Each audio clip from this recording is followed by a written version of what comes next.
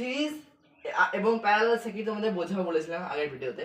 তো আজকে শুধু সিরিজ সার্কিটে তোমাদের বোঝাচ্ছি। সিরিজ সার্কিট এমন একটা সার্কিট, যদি কোনো সময় কোনো ইকুইপমেন্ট খারাপ হয়ে যায় সার্কিটের মধ্যে, সাপোজ এই ইকুইপমেন্টটা খারাপ হয়ে গেল, তাহলে কি হবে, এই দুটো ইকুইপমেন্টও কাজ করবে না। এবং এই সার্কিটে যদি কোনো সময় এই ইকুইপমেন্টটা খারাপ হয়, তাহলে এই দুটো ইকুইপমেন্টও কাজ করবে না, মানে এরা সাইমultaneously তাদের ভাবে কাজ করবে। মানে আমি তো লিখে ডেফিনেশনটা, series circuit is a special type of circuit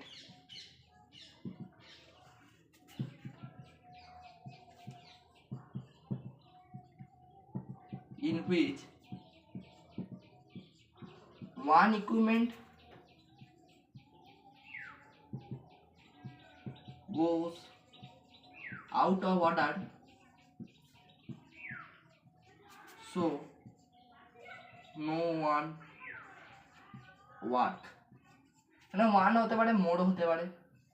মানে আমি তোমার বলি একটা গেলেই খারাপ হয়ে যাবে, দুটো যেমন একটা গেলেই খারাপ হয়ে যাবে, ঠিক আছে? এটা সিরিজের ডেফিনেশন। সিরিজের অ্যাডভান্টেজটা কি? সিরিজের অ্যাডভান্টেজ হচ্ছে ওটা সিম্পল টু ডিজাইন। মানে দেখো তারগুলো দেখো, একটা তার দিলে কত তাদের সিম্পল হয় ডিজাইনটা, কিন্তু একটা তার দিলে একটা তার মধ্যে কত সিম্পল হয় ডিজাইনটা। তারপর হচ্ছে ইউজ লেস ওয়্যার, তারের পরিমাণ কিন্তু কম লাগবে, এটাকে তারের পরিমাণ কিন্তু কম লাগে প্যারালাল অনুপাতে। তারপর হচ্ছে ইজি টু বুল্ড করতে কিন্তু খুব ইজি এটা, ঠিক আছে? আর কি, এটা কোথায় ইউজ করা হয়? এটা ইউজ করা হয় ইলেকট্রিক টর্চে ইউজ করা হয়। ইলেকট্রিক টর্চে মানে বলতে গেলে ইলেকট্রিক টর্চ ইউজ করা হয়, এখানে লিখে রিফ্রেশ করে দেবো, বুঝতে পারবে। ইলেকট্রিক টর্চে ইউজ করা হয়।